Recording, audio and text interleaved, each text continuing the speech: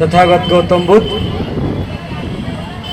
एवं भारतीय संविधान के रचयिता डॉक्टर भीमराव अंबेडकर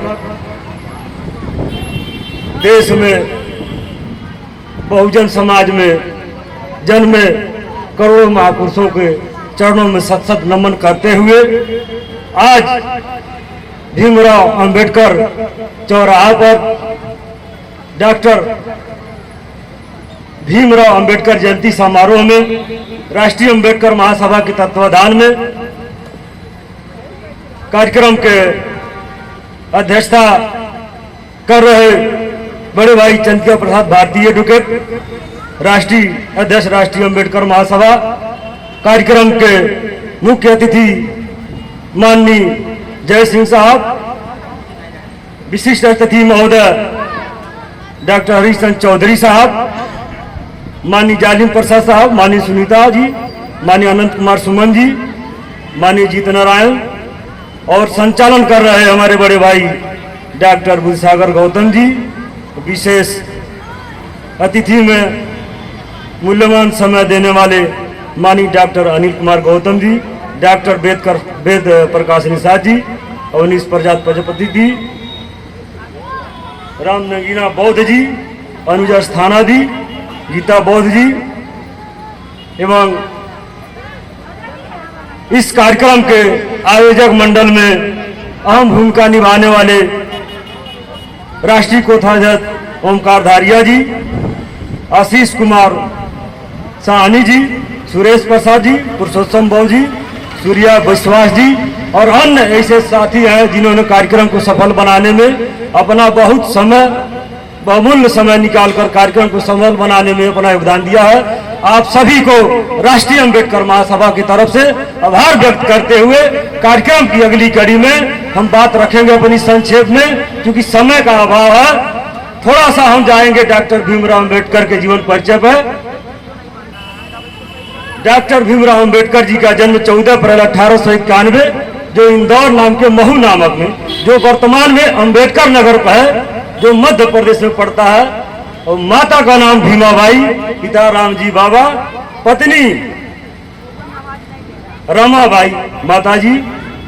आप दोनों लोगों का विवाह डॉक्टर अंबेडकर साहब उस समय 15 वर्ष की अवस्था में थे और रमाबाई जी 9 वर्ष की अवस्था में। इन दोनों लोगों का 1906 ईस्वी में विवाह होता है। अब उसके बाद से हम प्राथमिक शिक्षा में जरा सा प्रकाश डालेंगे। अभी हमारे तमाम वक्ताओं ने कहा है, विकट उस समय देश में भारतीय संविधान नहीं चल रहा था, देश में धर्म का कानून चल रहा था, जिसमें एक मनुस्मृति भी देश का संविधान ही था। बाबा साहब का प्राइमरी में 7 नवंबर 1900 में बड़े जो है कि विकट स्थिति में प्रवेश होता है और वह जहां जूता चप्पल रखा जाता था वहां बैठकर अध्ययन करते थे।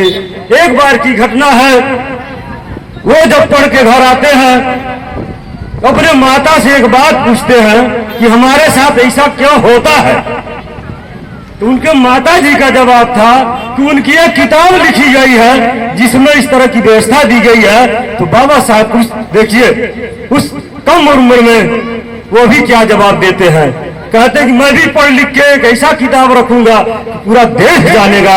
और बाबा साहब ने भारतीय संविधान देश को सबसे विशालतम संविधान दिया, जिससे आज का देश जो है आपका किरवांडन होता है। अब रही तमाम डिग्रियां, बाबा साहब ने 32 डिग्रियां, 9 भाषाओं का ज्ञान, ज्यादा अध्ययन उन्होंने किया था, ज्यादा हम समझ नहीं लेते हुए। अब आते हैं हम पंचशील पे आते हैं। हमारे कार्यक्रम के जब भी होता है वो पंचशील पढ़ाया जाता है। अब ये कितना हम अब फॉलो करते हैं, कार्यक्रम में देखा जाता है कि अधिकतर लोग आते हैं, कार्यक्रम होने के बाद घर जाते हैं, फिर जो पंचशील की परिभाषा है, जो पंचशील हम ग्रहण करते हैं, जो हम कसम खाते हैं, आधे रास्ते जाते जाते भूल जाते हैं। इसलिए विनम्र अनुरोध है कि इसको ग्रहण करने की जरूरत है। और संक्षेप में हम जाते हैं जिसमें आपको संविधान के तहत अभी हमारे मंच पर बैठे विशिष्ट अतिथिगण और आप सभी लोग जहां तक ही भारतीय संविधान सब लोग पढ़े होंगे, लेकिन हमारा जहां तक अनुमान है, जब भी कार्यक्रम हो कम से कम भारतीय संविधान का जो फंडामेंटल राइट है, जो मूल अधिकार है, उसको भी एक बार ग्रहण करना जरूरी है कि जो बाबा साहब ने संविधान में 7 मूल अधिकार दिए थे, जिसमें से जो संपत्ति का अधिकार था, ये व्यवस्था जो शासन सत्ता में सरकारें आई उसको तुरंत 44 से संशोधन में डिलीट कर दिया, संशोधन करके। तो कम से कम जो 6 हमारा फंडामेंटल राइट है, मूल अधिकार है, उस पर भी अमल करनी चाहिए। कोई जरूरी नहीं है कि सब लोग उसका अध्ययन ही करते होंगे।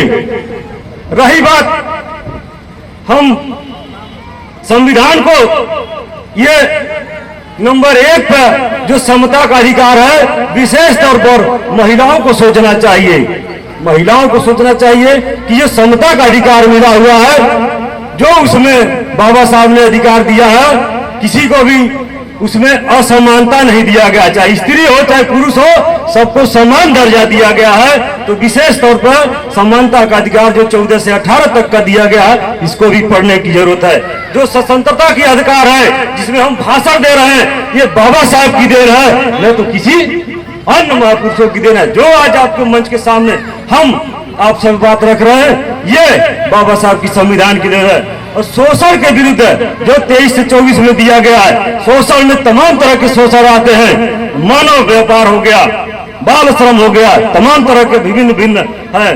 धार्मिक स्वतंत्रता, जो आज आप माताएं बहने, जो अभी रामनवमी बीता हुआ है, जितने माताएं बहनों ने जो भी धार्मिक जिस कर्मकांड में हो, वो धर्म की स्वतंत्रता भी बाबा साहब के अधिकारों की देन है, बाबा साहब की संविधान की देन है। कि बाबा साहब के संविधान की देन है कि आज मंदिर मस्जिद जो भी गिरजाघर है, ये संविधान की व्यवस्था के हिसाब से बाबा साहब के संविधान की देन, उनको सुरक्षा व्यवस्था मिली है, न तो किसी अन्य किसी का है।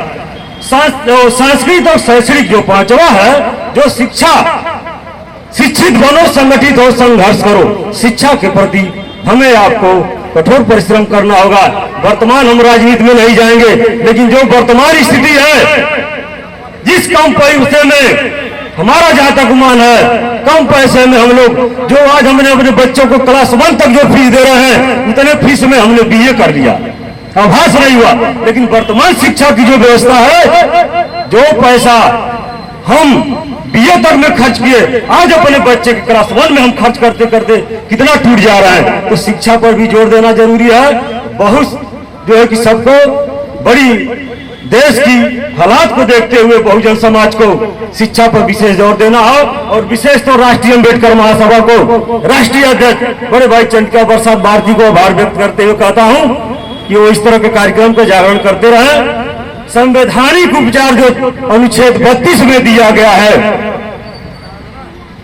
वो सुपर अधिकार दिया गया है। अगर आपके साथ किसी तरह का दुर्व्यवहार किया जाता है तो अदालत का दरवाजा आप खटखटा सकते हैं। जो अनुच्छेद 32 दिया गया, आप डायरेक्ट सुप्रीम कोर्ट तक जा सकते हैं। 226 में जो अनुच्छेद 226 में कहा गया है, तो आप माननीय उच्च न्यायालय में जा सकते हैं। अब हम बात करते हैं, बाबा साहब का तमाम आप लोग सुने होंगे, लेकिन थोड़ा सा हम आते हैं बुद्ध की तरफ, हम आते हैं महात्मा बुद्ध की तरफ, क्योंकि हम अब फॉलो क्यों नहीं कर पाते हैं। बाबा साहब भी हिंदू धर्म में ही रहते हुए इतना प्रताड़ित हो गए, कानून मंत्री पद, तमाम ऐसे ऐसे जगह उनको जो है कि इस व्यवस्था का चार इस व्यवस्था का प्रताड़ना सहना पड़ा। तो अंत में बाबा साहब ने बौद्ध धर्म का स्वीकार किया। बौद्ध धर्म में जो बौद्ध धर्म का मेन, जो गौतम बुद्ध जी का जो पूरा जीवन, गौतम बुद्ध जी का जो पूरा जीवन है, इन्हीं सब बात इन्हीं पर हम अपनी बात समाप्त करेंगे। देखिए थोड़ा तार्किक है। बुद्ध जी का जो जीवन है, प्रमुख 4 कारणों से तथागत सिद्धार्थ से तथागत बुद्ध होते हैं। वो क्या है आप सब लोग जानते हैं, लेकिन एक बार हम मंच के माध्यम से दोहरा देना चाहते हैं। बुद्ध जी 4 प्रकार के घटनाओं को देखने के बाद पहला जो है वृद्ध व्यक्ति देखते हैं, वहां भी विचलित होते हैं, आगे ज्यादा डीप में नहीं जाएंगे। दूसरा जो है बीमार व्यक्ति देखते हैं, वहां भी उनका हृदय बहुत इधर उधर तमाम तरह की भावना आती है। तीसरा लाश को उन्होंने देखा, तभी वो बहुत चिंता कर उनको सताने लगी कि हम भी इसी तरह से एक दिन हो जाएंगे, बीमार हो जाएंगे। चौथा जो है एक सन्यासी को जब उन्होंने देखा तो बहुत विचलित हुए, और जिसको महाविस्मरण काल कहा जाता है, वो रात को घर त्याग देते हैं। लेकिन क्या ये जो 4 प्रकार है हमारे जीवन में हम अब नहीं देखते हैं? हम अब डेली देखते हैं, ये चारों चीज हम अब डेली देखते हैं, लेकिन हमारे आपके अंदर वो ऊर्जा क्यों नहीं आती है गौतम बुद्ध जी की, कि हम आप भी ये चारों चीजें से अपने सीलों में परिवर्तन लाएं, देश और राष्ट्र का नाम रोशन करें। इन्हीं सब बातों के साथ हम अपनी बात को समाप्त करते हुए